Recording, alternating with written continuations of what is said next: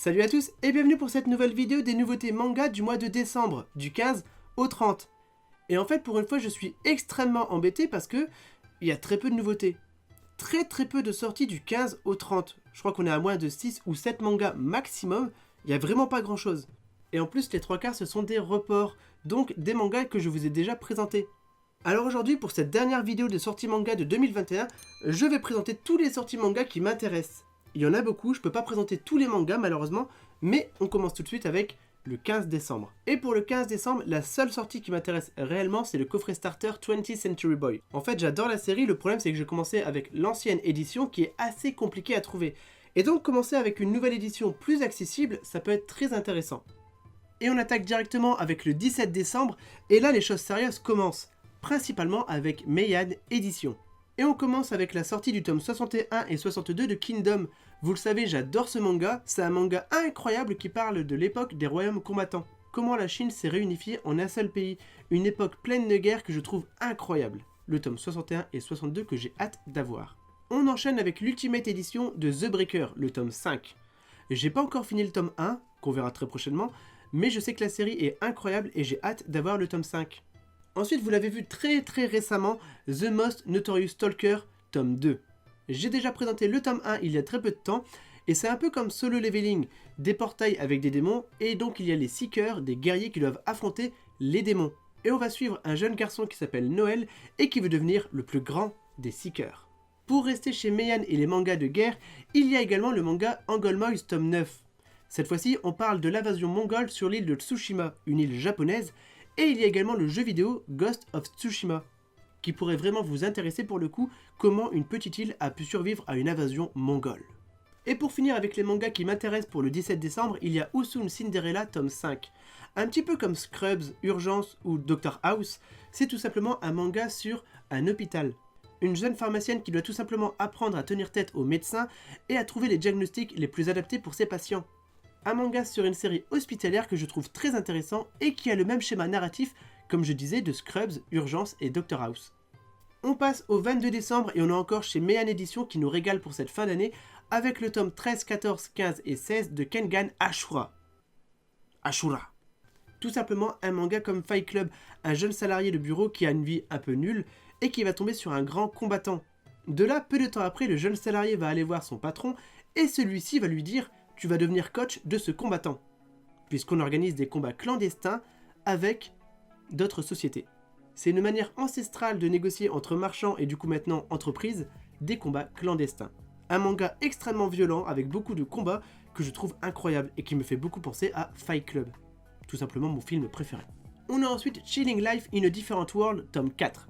Alors je viens juste de lire le tome 1 et c'est actuellement l'un de mes isekai préférés. L'histoire d'un jeune garçon qui arrive dans un nouveau monde et qui a des perks ultra cheatés. Toutes ses capacités sont au maximum et tout simplement le monde est trop facile pour lui. Un manga avec beaucoup d'humour et pour un isekai c'est vraiment très rafraîchissant. On a également la nouveauté Shikimori n'est pas juste mignonne. L'histoire d'une petite amie qui est très attentionnée envers son petit copain. En fait il est extrêmement malchanceux, il a vraiment pas de chance et donc elle va à tout prix le protéger et prendre soin de lui. J'ai l'impression que c'est une petite romance, c'est encore de Meian Édition, et on a la sortie simultanée du tome 1 et 2, histoire de bien commencer la série. Pour le 24 décembre pour Noël, il n'y a aucune sortie manga. J'avoue que je suis un peu surpris, je m'attendais à voir au moins un ou deux mangas sortir pour Noël. Et bah non, pas du tout. On passe directement au 29 décembre. Et le 29 décembre, on a pas mal de sorties, mais c'est exclusivement des suites de mangas que je ne connais absolument pas. Et donc, pour l'instant, je m'y intéresse pas parce que je ne sais pas de quoi ça parle. Mais je vais vous surprendre, il y a un one-shot qui sort et qui m'intéresse énormément. C'est tout simplement le one-shot de la Divine Comédie de Dante. Un peu comme les romans de Tolkien ou de Lovecraft, c'est un roman que j'adore. Je ne m'intéresse absolument pas à la religion, mais c'est l'histoire d'un chrétien qui fait les croisades et qui fait tous les péchés capitaux possibles. Et donc pour retrouver sa femme, il doit donc aller en enfer et affronter les 7 péchés capitaux dans le but de retrouver sa femme, et d'aller ensuite au paradis. On a une adaptation en one-shot, en manga, et j'ai hâte de commencer ce manga. Et voilà messieurs dames, on a déjà fini avec le mois de décembre. Alors effectivement, je n'ai pas présenté les nouveautés manga puisqu'il y en avait très peu, et c'était principalement des reports. Donc j'avais pas vraiment envie de reparler des reports. Pour les suites manga, généralement c'est des mangas que je n'ai pas commencé ou que je ne connais absolument pas. N'hésitez pas à me dire s'il y a des mangas que j'ai ratés et que je devrais à tout prix commencer. Mais ce que je retiens principalement de la deuxième partie du mois de décembre, c'est que Meian nous fait vraiment beaucoup de bonnes sorties pour cette deuxième partie. Le mois dernier c'était principalement du Pika édition, ce mois-ci c'est vraiment Meian édition qui arrive en force. Donc n'hésitez pas à vous renseigner, ils ont beaucoup de très bonnes séries, qu'on verra très bientôt d'ailleurs. On passe donc directement au calendrier de l'Avent. Merci beaucoup d'avoir regardé cette présentation, n'hésitez pas à vous abonner et à laisser un petit pouce bleu. Je vous laisse avec le manga journalier. Et je vais boire mon café.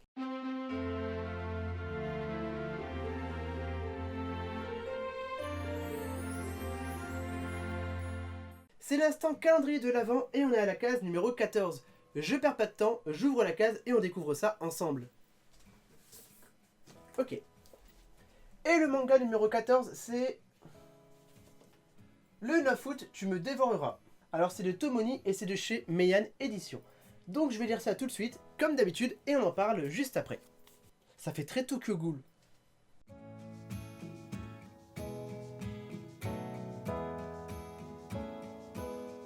J'aime beaucoup.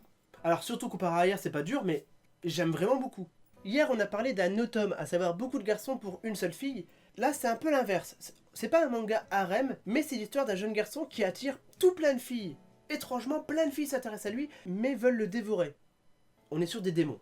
Des démons, des fantômes, voilà, de forme féminine qui veulent à tout prix manger un jeune garçon. Ce jeune garçon, c'est tout simplement Ao Sakurai qui est victime de stalkeuses. Voilà, des femmes qui n'arrêtent pas de le suivre et de le poursuivre et de le harceler. Une des principales stalkeuses, c'est Miyako, qui est obsessivement amoureuse de Sakurai. Et quand je dis obsessivement, c'est un doux euphémisme. Et Miyako, comme toutes les filles qui poursuivent le jeune Sakurai, est également un monstre. Un monstre de type loup-garou, on sait pas vraiment trop, c'est pas très précis, tu vois. Et tout simplement, cette jeune Miyako va dire « Je vais te protéger, je vais tuer toutes les stalkeuses monstrueuses qui te poursuivent, je vais les dévorer.